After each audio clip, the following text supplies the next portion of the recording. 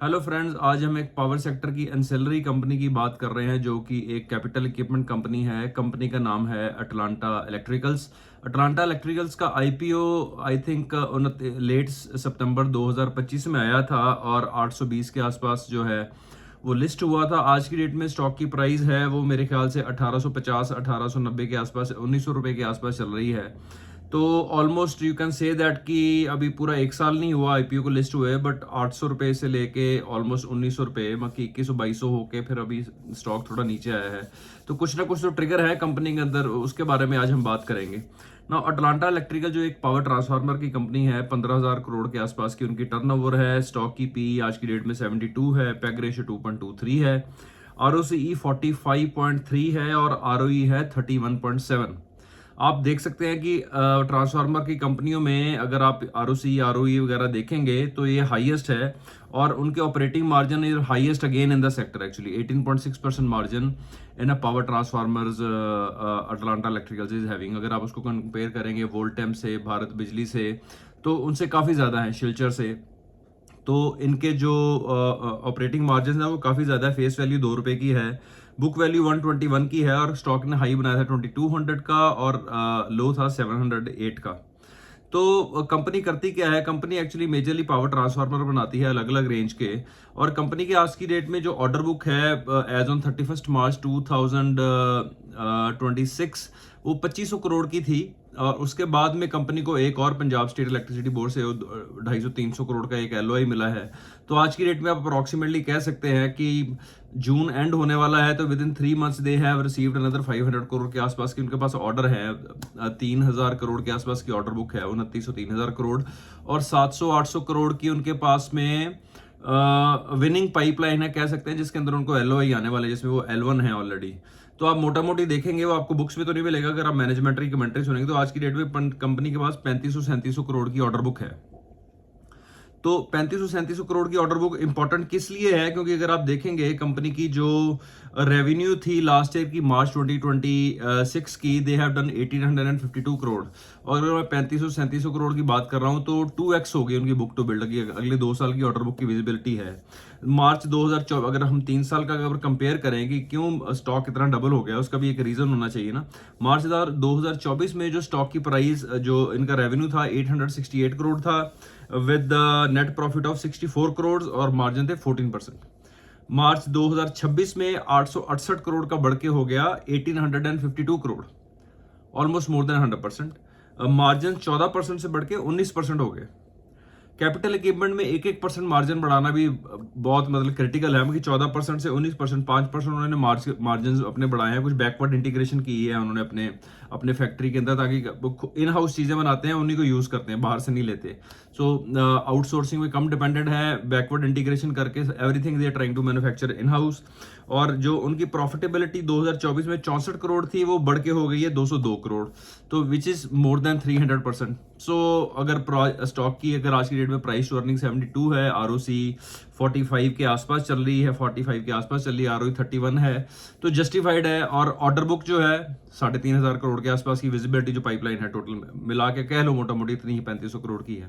तो स्टॉक की अगर पी 72 है तो वो जस्टिफाइड है आज की डेट में। और कंपनी के पास में और कुछ ग्रोथ ट्रिगर भी हैं। अगर हम देखें, इनकी 30 साल पुरानी कंपनी है, ऑलमोस्ट 19 स्टेट में ये काम करते हैं। ऐसा नहीं इंडिया में भी काम करते हैं, यूएस के भी मेजर 3 प्लेयर्स के साथ में डेटा सेंटर में इधर उधर भी ये लोग पावर ट्रांसफार्मर की बात कर रहे हैं। 2022 में इनके पास 77 कस्टमर थे, जो कि बढ़ के 259 कस्टमर हो गए हैं 2026 में। मींस कस्टमर ग्रोथ भी जो है ऑलमोस्ट 728, ऑलमोस्ट 4 गुना कस्टमर बढ़े हैं पिछले 3-4 साल में।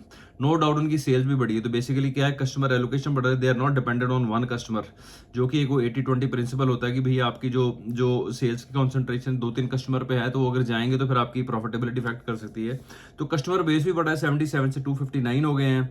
ऑर्डर बुक काफ़ी अच्छी है और बड़े अच्छे अच्छे कस्टमर्स को ये सप्लाई करते हैं। टाटा पावर हो गया, उसके बाद में पावर ग्रिड के साथ में अभी ये कुछ टाई अप कर रहे हैं कि पावर ग्रिड के साथ में अभी इन्होंने पीजीसीआईएल, जिसका नाम है, 400 केवी के जो ट्रांसफार्मर हैं उसकी बात कर रहे हैं। वो एक इन्होंने आई थिंक ट्रायल के लिए दिया था, जो कि ऑलरेडी अप्रूव हो गया है वडोद प्लांट के लिए। तो वो एक बार अप्रूव हो जाएगा, क्योंकि जितना केवीए ज़्यादा है ट्रांसफार्मर का, 400 केवी, 500 केवी, तो उतने जो मार्जिन रियलाइजेशन है वो ज्यादा है। क्यों? क्योंकि उस एरिया के अंदर कस्टमर जो जो कंपटीशन है वो कम है हायर क्लास के अंदर, 400 केवी 500 केवी ट्रांसफार्मर जो बड़े वाले हैं। दूसरी बात यह है कि एचवीडीसी ट्रांसफार्मर की बात कर रहे हैं, हाई वोल्टेज डायरेक्ट करंट। अब एचवीडीसी लाइन क्या है कि जो basically AC transfer, AC line को आगे से एक साइड में एसी और दूसरी साइड में जो डायरेक्ट करंट लाइन है, तो उसके लिए भी एसी डीसी ट्रांसफार्मर, जो एचवीडीसी ट्रांसफार्मर की ये बात कर रहे हैं, जिसके अंदर की जो बेसिकली एक अगेन क्रिटिकल टेक्नोलॉजी है, उसके अंदर इनकी स्पेशलाइजेशन है, अच्छा काम कर रहे हैं। और इन्होंने अपनी जो कैपेसिटी रैंप अप कर ली आज से 2-3 साल पहले ही। बाकी कंपनी तो कर रही है, बट अटलांटा का एडवांटेज क्या है, they have already ramped up their capacity. तो धीरे धीरे जैसे जैसे इनकी कैपेसिटी यूटिलाइजेशन बढ़ेगी, इनका बिजनेस इंप्रूव होता जाएगा। और कंपनी कह रही है कि आने वाले 3 से 4 साल के अंदर they are going to grow 40% CAGR। अगर 40% CAGR की बात कर रहे हैं, they are going to grow, तो इनकी हाई वैल्यूएशन आज की डेट में 72p जस्टिफाइड है। और हमें लगता है कि ऐसी कंपनी जो है अपने रडार के ऊपर रखनी चाहिए कि जो कि इतना अच्छा कर रहे हैं, ऑर्डर बुक अच्छी है, प्रोडक्ट रेंज काफ़ी अच्छी है, और बड़े बड़े कस्टमर्स के साथ में काम कर रहे हैं। Auto transformer, inverter duty transformer, furnace transformer, power transformer, special duty transformer, generator transformer, ये कुछ तरह के जो ट्रांसफार्मर हैं ये लोग बनाते हैं।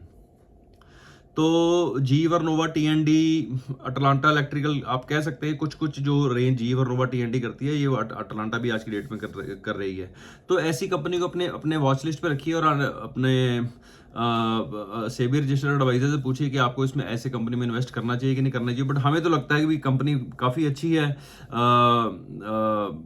होता क्या, अगर आपको कंपनी सेलेक्ट करनी, ऑर्डर बुक विजिबिलिटी होनी चाहिए, सेक्टर ग्रोइंग होना चाहिए। पावर सेक्टर आपको पता है ग्रोइंग है, आने वाले टाइम में अभी और ग्रो करेगा आने वाले 3-4 साल के अंदर। HVDC is again the new trigger, data centres it is again the new trigger, तो काफी ग्रोथ ट्रिगर है कंपनी के अंदर। तो आने वाले टाइम में अगर देखें, तो अगर वो कंपनी कह रही है they are going to grow 40% CAGR, तो it is very well possible.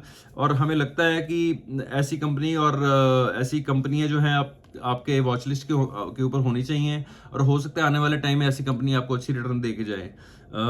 क्योंकि जितने जितने भी पैरामीटर जो हमारे एनालिसिस में जो हम देखते हैं नॉर्मली, ये कंपनी के अंदर क्या क्या होने चाहिए, उन सभी पैरामीटर्स पे ये कंपनी खरी उतरती है। ये कोई बाइंग एंड सेलिंग रिकमेंडेशन नहीं है, ये हमारा व्यू है जो हम आपके साथ में शेयर कर रहे हैं। For any buying and selling recommendation you can contact your SEBI registered advisor. Thank you very much.